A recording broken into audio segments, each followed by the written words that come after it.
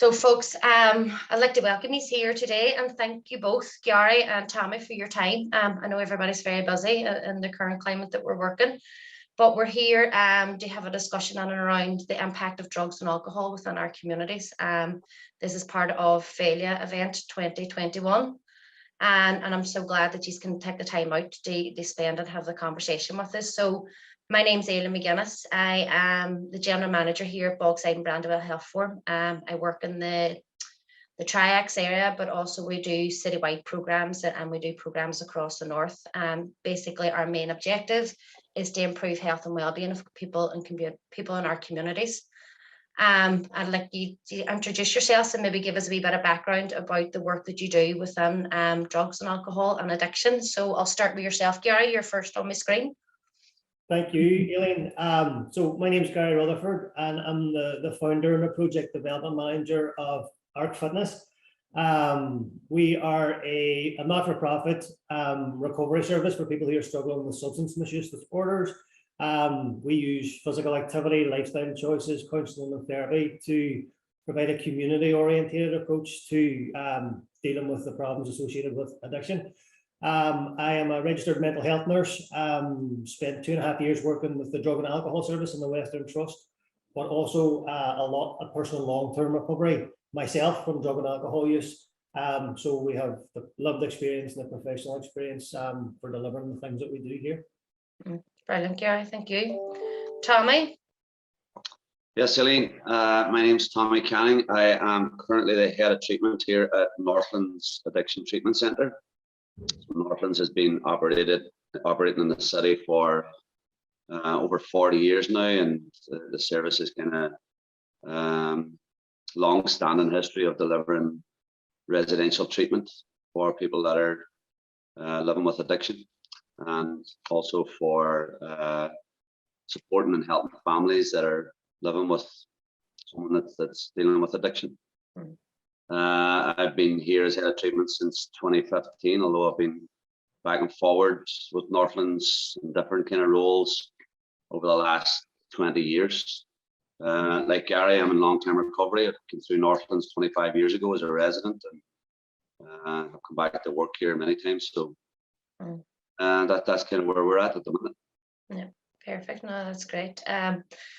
Thank you very much. So just basically, we have a couple of questions to guide our conversations. We want to talk about, obviously, the impact it's having within the community, but what we can actually do as well to try and shape and change policies within Northern Ireland to best support people with addictions, to ensure that they're supported to come through the journey that obviously your two selves have come through as well too, and come out the other end as successfully. So recently there in November last year, there was a consultation out on the alcohol and drugs strategy for Northern Ireland. And within that it is stated that alcohol and drugs is one of the biggest public health and societal issues facing ourselves here in Northern Ireland. So within our local communities, how do you feel that we can support people in our communities to come through the journey that you have actually come through? What do we need to do on a local basis rather than on a regional basis to support each other, to support people coming through that journey? Gary, do you want to go first? Sure. I think first and foremost, I mean, that's a really big statement about the problem, and without being reflected in the funding for us to be able to do stuff on a local level, that's going to be really challenging anyway. We're lucky enough to have a lot of community organizations that have the heart and the passion. They want to help people, but struggle to be able to fulfill that need and that demand.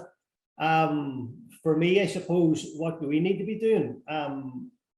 Always it's been about collaboration, because we have a wealth of knowledge and experience in our local community of lived experience and professionals and organizations that are trying to do a similar thing, maybe in different ways.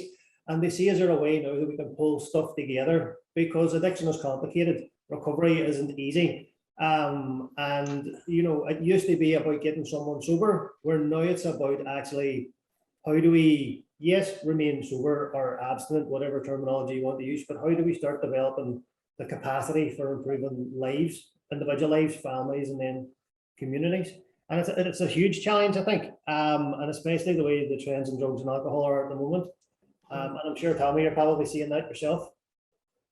Absolutely. I kind of think, you know, when you talk, Gary, about addiction being complex, it absolutely is, and it's also chaotic, you know, in its nature. And I've always kind of found, working in the field of addiction, that sometimes the services in relation to how they connect with one another can also be a wee bit chaotic. Maybe chaotic is not the right word, but disconnected maybe is the word, you know. And I think what you have, not through any kind of not wanting to work together, I think people just, and when you work in the world of addiction, it's relentless, you know, and the work every day is relentless. And so you find yourself just dealing with what's in front of you as an organization, day in and day out. And that sometimes can be to the detriment of being able to lift your head and look around and see what's happening in your local area, or even in your regional area or national area for that matter, and seeing how you can make connections, or how you can kind of support each other, how you can support someone through their journey at different stages. They might need different organizations at different times in their journey, and each of the organizations all have an important role to play. It just, I suppose, I feel in terms of addressing that public health message coming out of the consultation, then joined up working rather than kind of working in silos as a community, in order to address what people are living with and what people are dealing with, will be I think would be positive. Now, that's easier said than done, and that's not a criticism of any organization or any people that are doing any kind of work in addiction, because I feel that anybody is prepared to step into that arena and try and walk with somebody that's trying to get recovery, are doing it from the right place, you know. And there's never ever a solution that suits everybody, or an organization or a road that suits everybody, and we have to be careful that we don't become too kind of precocious about ourselves, and understanding that wherever someone finds recovery, then that's the right place for them to be, and that they should be supported in that and encouraged to attend that. So was that locally, and in terms of our community, we're probably better at this. You spoke earlier, Eileen, about the services that we're working in the community over the years that have gone through funding. We were probably better at that then than what we are now, you know, and maybe that's something that we could look at and address as a community. Yeah, and I get that as well, Tommy. Like, for us even trying to organize this meeting, everybody's so hectic and so busy what we were doing. Like, it's very challenging to get that time, but it's where do you get that headspace away from your day-to-day job to sit down and do that partnership work, and to sit down and, like, and I know there's no more silos directive coming down from the Department of Health, and that's about organizations joint up working. So hopefully there's a pathway for that to open. And it goes back to the community organizations talking to each other as well too. It's how we can do that in a better way that's going to work for everybody. And it's not just about us, obviously. It's about the people that obviously come through either Gary, your services, or Tommy, your services in the Northland. What happens to them whenever they come out into the community? How can we connect on there and make sure that there's a care package there for people in the road to recovery? Yeah. And I suppose it's that you know, level of services, and I think this is not just the case for our local area. I think if you look at the research, it's throughout Ireland, throughout the UK, that for some reason or another, addiction services struggle to trust each other. And I'm not exactly sure why that is, you know, and I don't know, but I think it's fair to say that exists, and that's something that maybe we in the local area could challenge within ourselves. You know, challenge each other. Be courageous enough to listen to others' kind of views on helping people in addiction. Be courageous enough to accept criticism if it's positive, you know, and it helps your service and all of that, rather than kind of maybe taking it too personal. I hope, like, I would agree with all of that, you know, completely. And I think what happens is too, because, well, what I have now started to see is whenever there's funding coming across, it's almost like, because there's the competition almost for that specific funding, you can see how it kind of separates people out. Yeah. You know, because we're all chasing the same funding, Mm. but we're all trying to say how we're going to do it better than maybe somebody else, and that's a challenge, and that's just the nature of applying and proving that your thing is better or similar. And that's always going to be a challenge as well. And I think, as Tommy says, like, you know, like what happens, so the treatment is a part of it, you know, what happens then, like what's the stuff that we can do in the community for, you know, and Tommy, not everybody needs residential treatment, you know, some people need outpatient treatment or whatever. So what is there on offer that people want, know of, and that people can access? And the problem is accessing. I don't know, but my waiting list is crazy, and that's after us doing more work, secure more funding, they run more programs, and it just meeting the demand in the community is unreal, you know. Yeah. And I get that as well too. And we have a project, the Spring Social Prescribing Project, and that is referrals from health professionals, and that's to connect people within their local community to services that's going on at the minute, because GPs have now opened up again and health services have now opened up again. We have a extraordinary size of a waiting list, and I don't know how we're going to get through it. Yeah. And this isn't even the end of COVID and coming out of COVID. So I think more of that joint up thinking and more getting together to pull resources and bring that trust in, that we're not out to get each other, we're here to help each other, and we're here to help the people in our community. I think that's the best way of moving forward. So when we get everybody under that momentum, I think that we could work better together and have a successful outcome for people. So look, I'll move on from that one, and I want to get on a conversation in and around the shame of addiction and how that can have an impact on people. And Gary, you had done a wonderful campaign there, #NoShame, where you had done 5 marathons in 5 days, and we just had a conversation about it before we came on screen and how challenging that was for you. But for people with addictions, and I'm sure that both of you will know through lived experience, that shame is part and parcel of addictions, and also how our society would have treated people with addictions, and especially people with drug addictions and that kind of stuff. It was very much met with violence, and it still continued to be met with violence. So how do we get the shift away from treating people and making them feel ashamed of their addiction, rather than coming out and asking for support, and us as society being more accepting to provide that support? How do we change that mindset? How do we get there? The whole shame and the stigma piece is massive, because I suppose it takes different forms. So there's the individual, there's societal, and then there's the institutional, when you break it down that way. And it's not the only barrier to accepting help, but it's a massive barrier to accepting help, but not only for the person, but also family members who are struggling with somebody as well. Because it was always, you know, prior to this, it was the moral feeling sort of thing, you know, you have done this, therefore you're wrong. And like Tommy seen, I've seen, like, nobody makes an active decision to have that. But for us, the biggest thing that I find outside of being able to access and provide appropriate services is to be able to start talking about something that we really struggled to talk about quite openly before, in a language that's accessible to people. And that's a big part of it. It was like, before people started talking about mental health issues, it was never spoken about. Now everybody's talking about it. And that takes time, but we have to allow people to be able to do that in a safe way, in a safe space, in a safe environment. And if that means sharing lived experience, if that means, you know, from a very, like, whenever I say sharing lived experience, I'm not talking about somebody who's got sober for 2 days, and, you know, I'm talking about people who are actually in a safe and stable place to be able to say, look, this is how this works, and be able to share that is really important.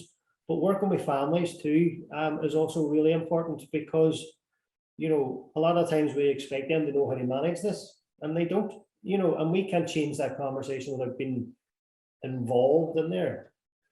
And they tie that all together. How do we do it? We just treat people like we would want to be treated ourselves. Like, and And there's a very different approach to being compassionate, and you can be really compassionate and, you know, lose all the boundaries that you're supposed to have, or you can maintain that as being compassionate. Sometimes as Tommy mentioned, a lot of people going into the work of addiction don't go on it for the money or the pay. They go on it because the desire is there. They want to help people change and move on and maybe learn from their mistakes.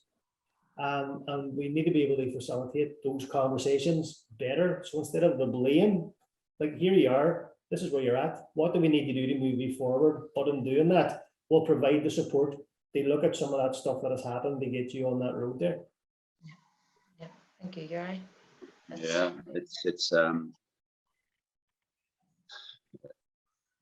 shame is such a big part of addiction. You know, it's very often one of the big components that take us into addiction.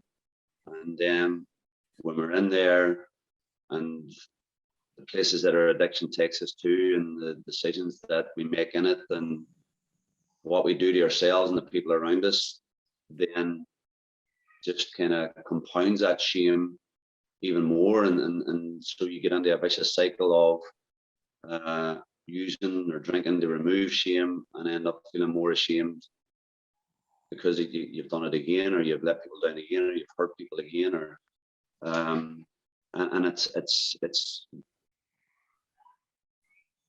very, very difficult for people that have lived a lifetime of feeling ashamed of themselves to break through that. And I guess that's a big onus on us as organizations, working with people that are struggling with addiction to try and do that. You know, I think one of the ways that we can help people do that, I think the stuff that Gary's doing and other people are doing around trying to break that stigma, trying to say that the people know you're not weak, or you're not a bad person, or you're not damaged, or you're not morally wrong, or you're not psychologically damaged, or all those things that have been said about people that are living with addiction in the past. You know, if we can break through that's kind of, I think, breaking that stigma, and the work that Gary and others are doing is brilliant at that. I think there's other things that we can also do around celebrating recovery, so that the language isn't always about you being actively addicted. It's about celebrating the lives of people that are in recovery and allowing people because very often, like for me, if I'm asked to do something in the media, people want to know, what's your story? What's your addiction story? And that's okay. And I guess it's part of it, and it's the kind of bit that maybe hooks people, but there's a whole life of recovery that needs spoken of, highlighted, celebrated. You know, there's hundreds of people walking this city that are in recovery.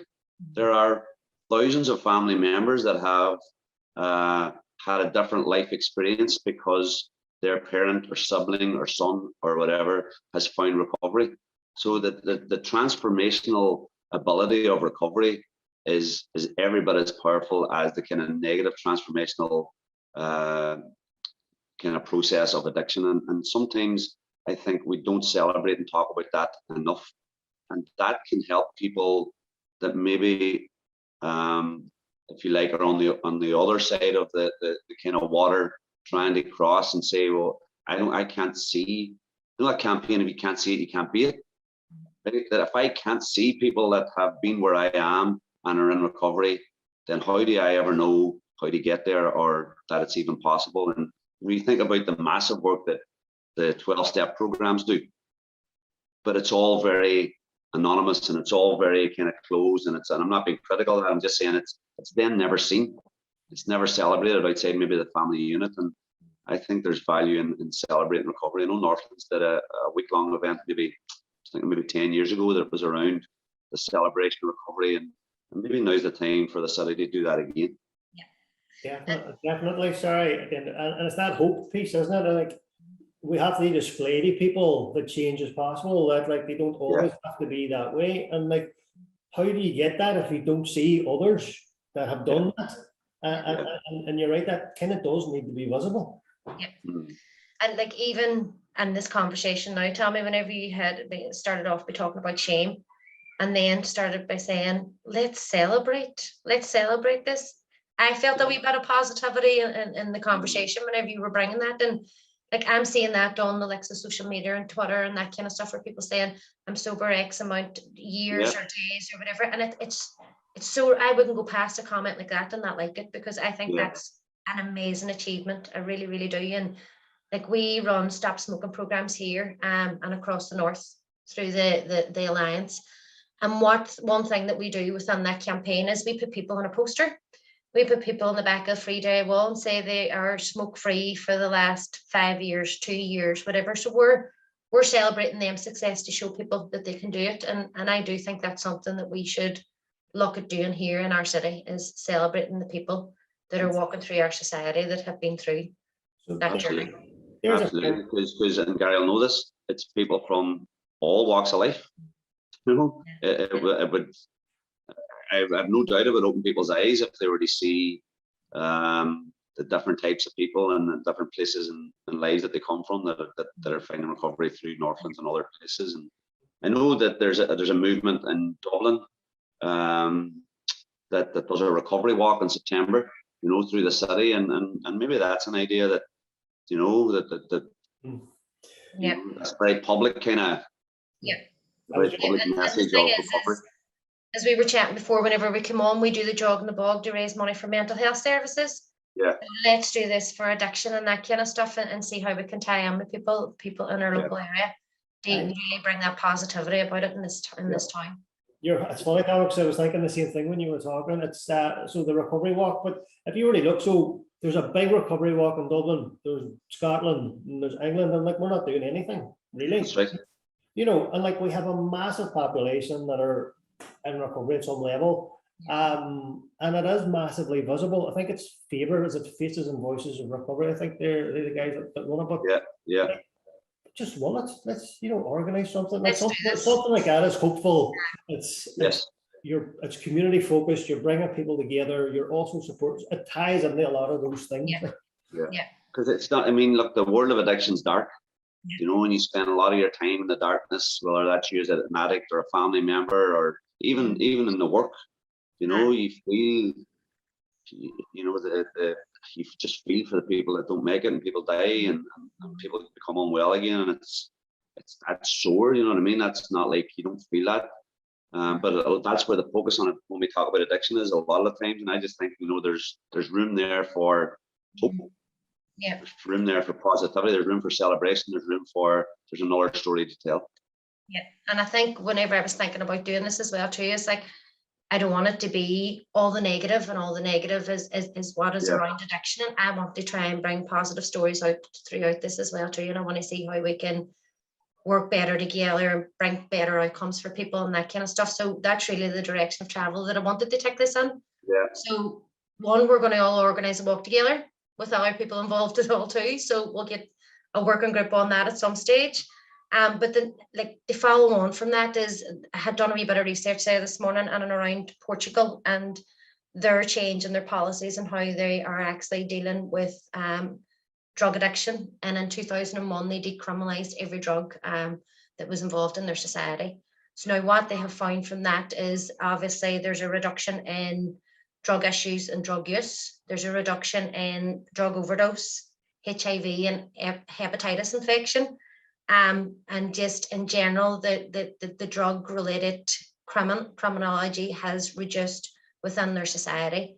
And they have really looked at, if you are caught with drugs, it's in personal use, then you're sent on to a program, a support program, rather than criminalized, brought to court, that kind of stuff. So looking at moving it from that jurisdiction of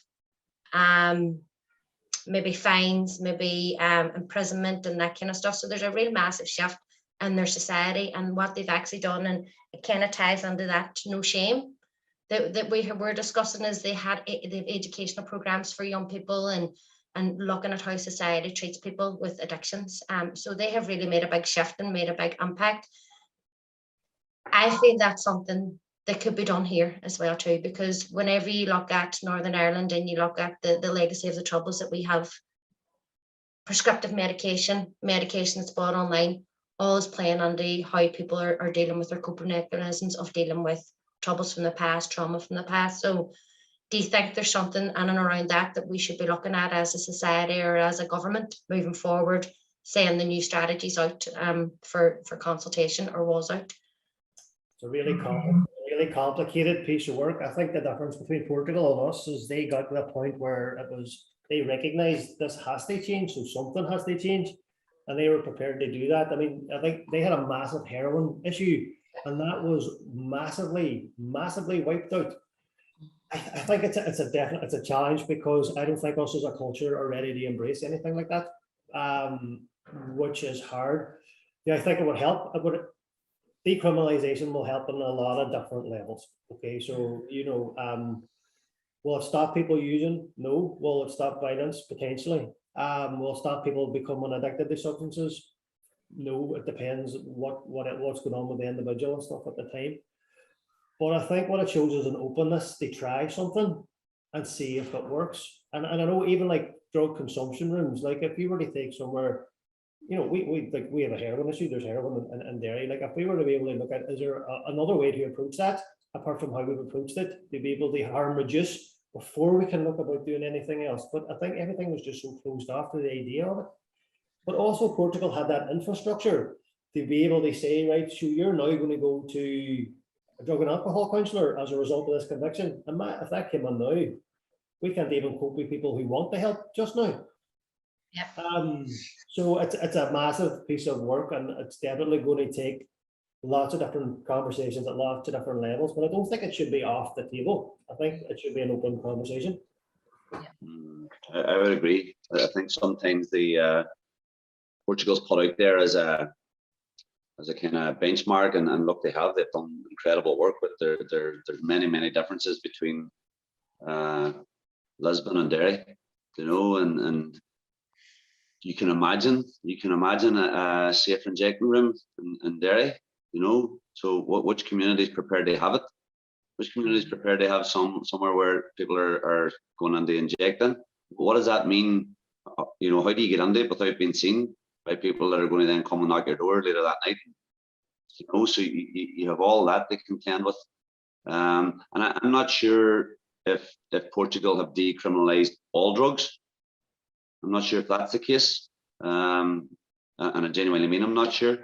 But also, what really Portugal did was move from the addiction and drug and alcohol use being viewed through the lens of justice to being viewed through the lens of health, right? And that, I think there's value in that, because I think if you look at the percentage of people that are in prison through drug or alcohol related crimes, then there's a question to ask as to, is there a better way of addressing that? You also kind of look at things like they're trying to do alcohol and drug court, 4 drug courts. There was a pilot scheme in Lurgan, I'm going to say Lisbon court around how do we do that? But again, Gary's right. Where do you send people? So if you've been arrested for having a small bit of cannabis or marijuana or grass for your own personal use, the question first is, does that mean you're addicted? If you're not addicted, is there any point in sending you to addiction services? No. So it's not just a government issue. It's in terms of policy. It's an infrastructure issue. It's a kind of contextual issue in terms of Northern Ireland. And so there's a whole lot to factor into that. But I do believe that the conversation could be better, could be bigger, could be more open. Yeah. So I think in our society, and obviously the society in which we live in, and how drugs has been treated in the past, it's baby steps, but it's starting conversations to see where them baby steps actually start. What's really interesting in it is that there's this kind of energy towards a push towards decriminalization, and yet the drug that's destroying us most is not illegal in alcohol. You know what I mean? I don't hear a screaming and shouting for a kind of changing of the laws around alcohol and its kind of legality. You know what I mean? So not that I think it should, I don't believe that, but I just think that that's interesting that somehow when we're looking again at addiction, that drugs are the bad guy, Yeah, you know, and heroin's the really bad guy. But alcohol's, it's bad, you know, but sure, look, it's part of our culture, it's part of our society, it's part of, and even when we talk about alcohol and drugs as if they're kind of somehow separate. I mean, okay, the stats are out there to show us that alcohol deaths are way beyond all of the other drugs added together. Deaths in Northern Ireland. Yeah, and that's the legal one. And like we ran the Drink Think project, and that was an alcohol awareness project. And I just mind one of the campaigns that we were running. We had engaged with solicitors and that kind of stuff, and they said, and that's what one of the solicitors brought up to us was a person would come under your office through a conviction with alcohol related, and they would have been a completely different person from what they was said on their charge card. Yeah. To say that it's alcohol and has the worst impact on people, the biggest deaths, and we have it legalized, and it's normal and it's acceptable in society to be going out and consuming massive amount of alcohol and the impact that it's having. but I also think that directly ties in the issues that we're currently having, because it's cultural, we know that, but our culture, for example, is, you know, one of the biggest challenges in my sobriety at the start was not feeling like I was weird because I didn't drink or use. And what has happened is we've created a culture where it's so normalized casually that it's difficult to be any different.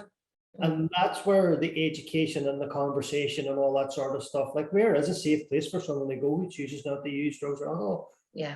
You know, where? And that's what we need to start thinking. Like, and you mentioned Portugal, but Iceland had a similar issue. A lot of their younger kids, loads of problems, social behavior and drug use, but they provided options. So they provided access to things. They had, you know, they were given vouchers for physical activity. If you couldn't afford it, you got the vouchers. They looked at the broader, like we grew up with, you know, we had an off license and a field. That's how you started your social, you know, your social life. And like having provision. But again, how do you afford the provision? Where does that come from? How do we provide the things that we want to provide for everybody? And I think, you know, it's so big. It is big, but it's not impossible. I just think, you know, we need to think about it that bigger instead of just. There's a unique situation in places like Derry, and in particular certain areas in Derry that is all linked into this. And there's a recent report come out that was speaking about that that the link between growing up in an area of social and economic deprivation and addiction is huge. You know, you're something like 4 or 5 times more likely to become addicted if you purely grow up in an area of high economic and social deprivation, right? So growing up in areas here in Derry or in Strabane or throughout the north, before you even are beginning to develop as a child, before you're being influenced by your surroundings and your environment, you, by being born into an area of social and economic deprivation, are already at risk. Yeah. And so there, I think Gary's talking about in Iceland about the options and alternatives being provided. You know, there's where government, you know, can address issues and reduce that kind of multiplying factor of you being at high risk of addiction, depending on where you live, you know, by investing in communities that are suffering from social and economic deprivation. Yeah, and I think that's what Iceland done, is they engaged with the youth. They said, right, well, what he's want and what he's need, and in some areas it was basically putting a skate park in. In other areas it was providing programs or a venue for them to go to or that kind of stuff. So there is options out there. There is availability out there to get funding for that. But it's about, for me, it's very much about our councils, our governments being more open to these type of, and design of housing estates to ensure there is an area for people to be engaged in, rather than just building houses and that's what you've got to play in the streets. So then you disappear to a field to do whatever you're doing behind the trees. And I think that what we didn't kind of address here is to be also, most of our services are working with adults, right? There's such a hole for under 18 support for people who are using substances. Like we're inundated with people looking for help for 16-year-olds, whatever. And like there are organizations that are doing things, don't get me wrong, but like those younger people are becoming the adults that we will treat moving forward. So we need to think about that intervention or education piece. Going in and having some kind of structured, like, and not just the drugs and alcohol things, it's a bad thing to do, you shouldn't do drugs or alcohol. It's about like, let's look at your self-esteem, self-worth and self-confidence at that age. And maybe if you're more of a, I don't know, strengthened and whole individual, then you mightn't fall into those traps as you start to grow and develop. So, you know, there's pieces to be done earlier on as well. And it's not using addiction to mask any type of vulnerability that you have. It's about having the strength that is to say no, or maybe having the strength to test and say that's not for me, and having the ability to walk away. So it's about us providing that. And just on the basis of that now, and this is the final question, and I just kind of want to give you an opportunity to maybe say the work that you do and how people can get in contact with you, or how you can support people. And it's probably on the other side of it, you're inundated we referrals and that kind of stuff, but it's maybe just a wee bit of time for yourselves to tell us what you actually do. And Gary, we can start with yourself. You keep going first, Gary, because you're first on my screen. Sorry. So look, we provide, amongst other things, a 6-week structured program that's fundamentally based on physical activity. Okay, so as part of my recovery, physical activity was a massive piece of that puzzle. So I wanted to tie that into helping people start living their life in recovery. So what we do is we take individuals in, they go through a 6-week physical activity program structured throughout the week. But on the back of that, there's a 6-week educational program as well. So not only are we looking after the physical side, but we're also helping a bit of growth and development and understanding as well. We also have access to CBT therapy, counsellors, dynamic running therapies, and mental health nurses within our staff. So whenever we set out, it was literally for the individual. We are now doing a lot more. So we now are running support groups now from September for family members who are impacted by somebody else's use. We're offering services to schools. We're in local businesses and organizations. So we're doing quite a lot. And the big thing for us is actually, you know, and Tommy mentioned it, is modeling that hope is possible, that you can come into an environment where, you know, you're supported and you're encouraged along the way. And that's important, to be able to offer that safe environment for people to be able to utilize. We're accessible. A lot of our, at the moment, is self-referral. So although people are referring us from GPs, social services, probation, and all that sort of stuff, you can access our services from connecting with us online. We are www.arcfitness.co.uk, or we're on all of the social media channels as well. And as I said, prior to starting, everybody is assessed, okay, and that's assessed by a mental health nurse before starting on the program. So, you know, it is quite comprehensive, but I mean, it's good. We're doing some good things, and we're seeing some really positive things coming out of it too, just by approaching it differently and more holistically, I think. Perfect, Gary. Thank you very much. Tommy, do you want to? Yeah, so I guess Northlands is I guess there's a number of strengths in Northlands, Bo, but mainly, look, we're a therapeutic service for people, individuals that are struggling with addiction, but also for families that are struggling to deal or live with someone else's addiction. And that takes the form of outpatient counselling. So it's a counselling service, as well as a 6-week residential treatment program, or rehab as it tends to be called now. And we're an abstinence-based program, which doesn't always sit well with everybody, but it's what we are, and it's where we've always been, and we believe that is an option that needs to remain on the table for people. You know, there's such a focus on harm reduction, and rightly so, I wouldn't be critical of it, but there also is room, and plenty of room, for abstinence and for people achieving full recovery in that sense.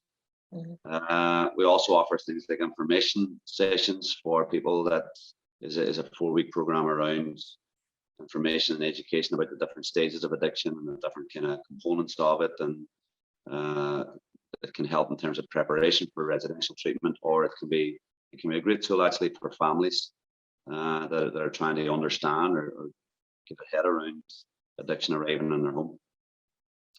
We have a 2-year aftercare program that takes the form of a group format weekly after somebody completes their residential treatment.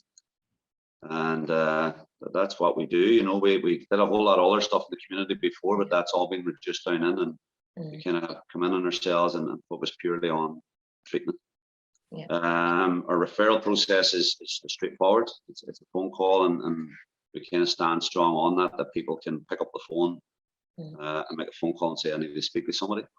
Or we can, a bit like Gary, can receive referrals from any of the statutory agencies, or a family member, or a colleague, or a friend, or whoever. You can pick up the phone if anybody that you know of is struggling and you want a bit of advice or a bit of guidance around how you deal with it. So we're on Facebook and Twitter, and northlands.org.uk is our website, and you can access email there. They make a referral through email if you want it. Yeah. That's brilliant, folks. Look, thank you very much for your time. It's been well appreciated, and we'll use this well productively, moving forward for the failure event, and we'll look forward to planning the events ahead with a walk and that kind of stuff. And I'm sure it won't just rest on us. There'll be a lot of people within the community that want to get involved as well too, who has either had the experience or family members have had the experience. So I'm sure we'll have people knocking on our doors when I put it out in the forum. So thank you very much for your support.